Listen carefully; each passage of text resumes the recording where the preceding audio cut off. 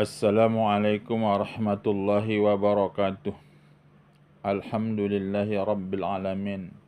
Wal aqibatu lil muttaqin wa la udwana illa 'alal zalimin. Asyhadu an la ilaha illallah wahdahu la syarikalah.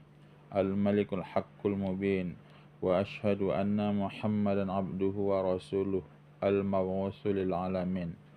Bapak, Ibu, saudara-saudari yang saya hormati, masuk kita kepada pembahasan yaitu ijtihad.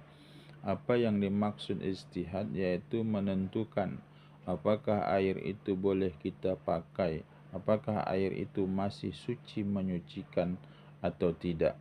Maka oleh sebab itu kita diperintahkan oleh agama untuk melakukan ijtihad kalau seandainya muncul keraguan apakah air itu boleh dipakai atau tidak. Tapi kalau seandainya air itu bisa kita dapatkan bahwa kita yakin bahwa air itu suci menyucikan, maka kita tidak wajib untuk melakukan ijtihad.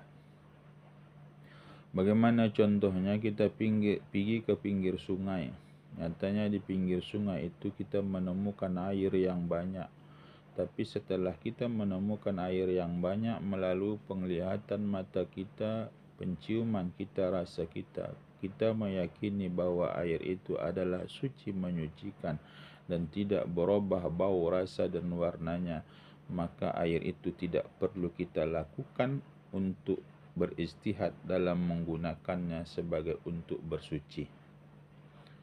Contoh yang lain adalah kita menemukan yaitu air dalam satu tempat, tapi air itu cukup 2 kulah dan kita melihatnya dan menciumnya dan merasanya.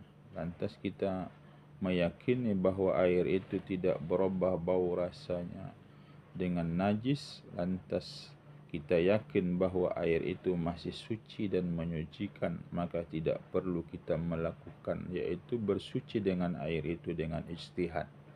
Atau kita menemukan air yang sedikit tapi kita yakin bahwa air yang sedikit itu terjaga dari najis, maka kita juga tidak perlu melakukan atau menggunakan air itu untuk bersuci dengan ijtihad.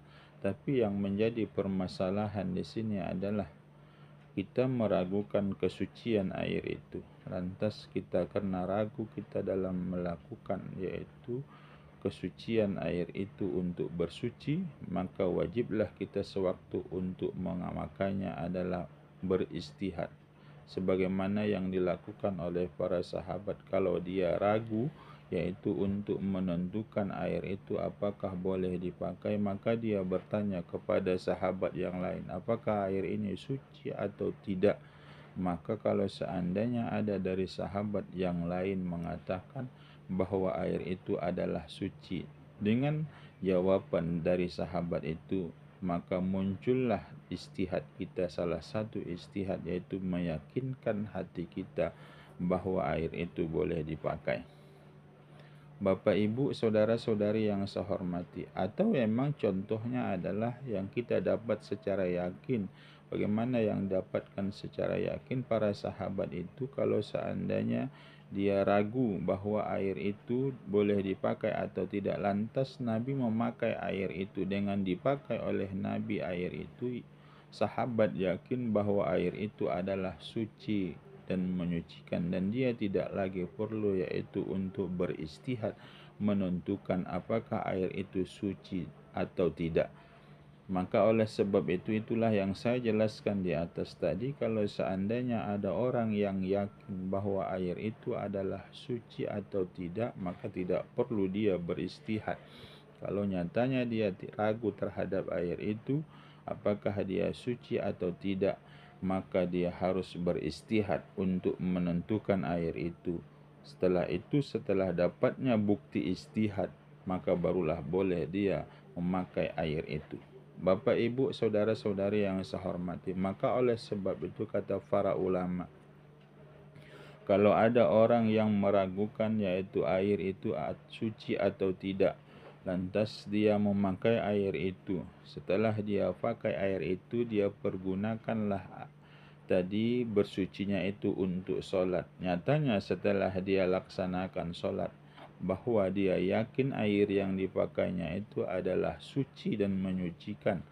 Tapi karena dia memakainya tadi adalah tidak beristihad, sementara sebelum memakainya muncul keraguannya, yaitu apakah air itu suci menyucikan, lantas dipergunakannya lah air itu yaitu untuk beruduk, lantas dia gunakan juga uduknya itu untuk solat, maka solatnya itu tidak sah. Kenapa demikian? Karena sewaktu dia memakainya itu ada keraguannya, yaitu untuk memakai air itu apakah dia suci menyucikan atau tidak. Maka oleh sebab itu, karena muncul keraguan itu suci atau tidak, sementara dia memakainya tidak dia gunakan istihadnya, maka tidak sahlah tata cara bersucinya. Bapak, Ibu, saudara-saudari yang saya hormati, ini saja dulu pertemuan kita kali ini. Terima kasih atas segala perhatian. Mohon maaf atas segala kekurangan. Wabillahi taufiq wal hidayah. Assalamualaikum warahmatullahi wabarakatuh.